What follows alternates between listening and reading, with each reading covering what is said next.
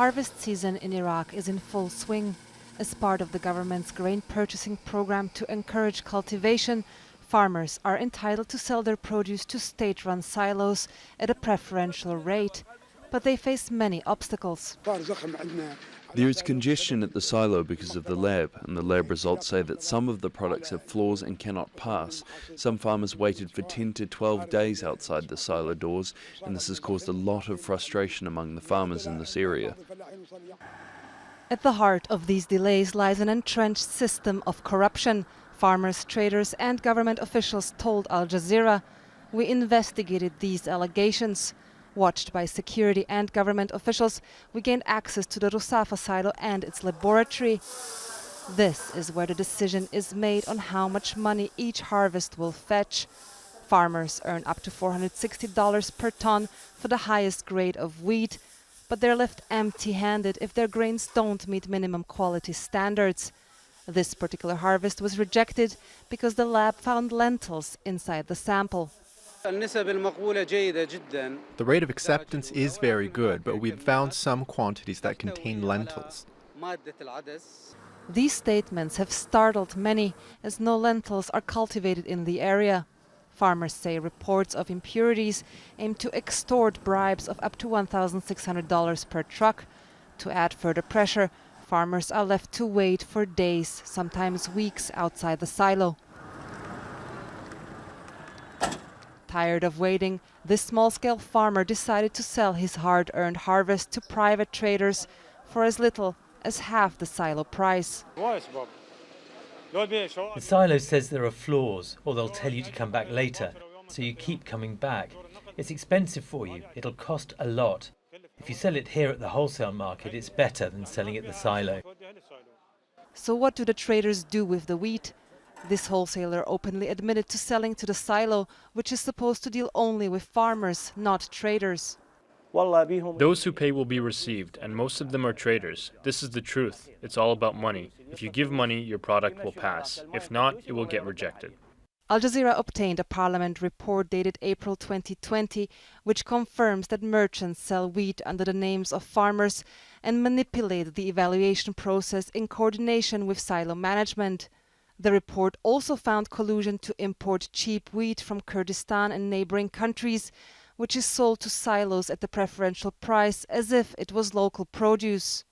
We put these allegations to the general manager of the Iraqi Grain Board at the Ministry of Trade. In all the silos, we have oversight bodies, and the farmers can complain against any employee, and we will send this employee for investigation. But just based on talk here and there, without evidence, we cannot act. Iraq is in dire need to develop non-oil sectors of its economy, such as agriculture, and to increase its food self-sufficiency as the country battles the coronavirus pandemic and the fiscal crisis. But to achieve that, the new government will need to tackle corruption and mismanagement in the state's bureaucracy. Simona, Foltyn, Al Jazeera, south of Baghdad. Ali Anbouri is a political analyst based in Baghdad and joins us now live from there via Skype.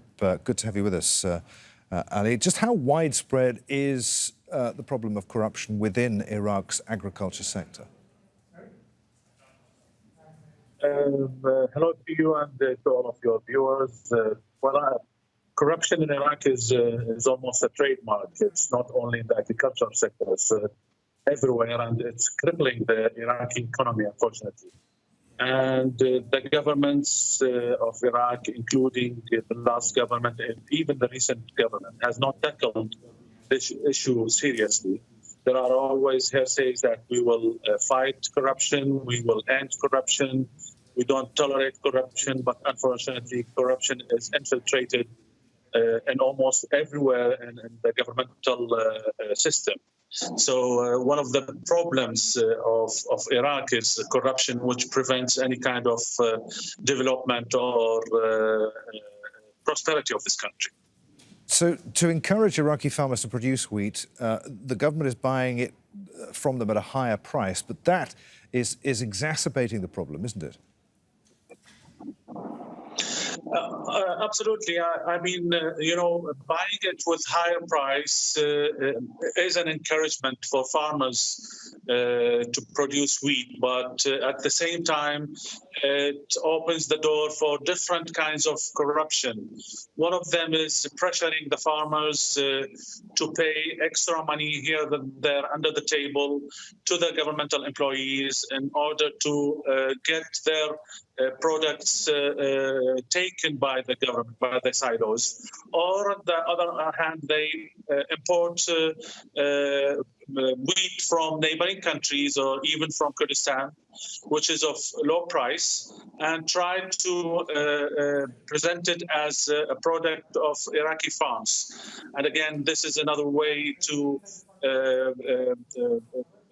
affect the Iraqi food security. So this is a bigger problem, and it needs to be tackled top-bottom. And is that, as we saw in Simona's report just a few moments ago about the consignment of wheat there that had lentils in it, is that how a shipment would be tainted with lentils? It's the fact that it's come from perhaps even outside the country and it's being passed off as Iraqi. This and there are other things which you might analyze the situation. Probably the farmers themselves, they add the lent in order to put more weight into the products. Probably this is an excuse. There is not really meant into it. So into it. So I mean, there are different ways which the governmental employees try to pressure the farmers, and at the same time, I wouldn't say that all the farmers are sincere and honest, and they are not trying to find their ways and cheat their way in order to get profit out of their products. All right. Good to talk to you. So many thanks indeed. Ali Anbouri there in Baghdad.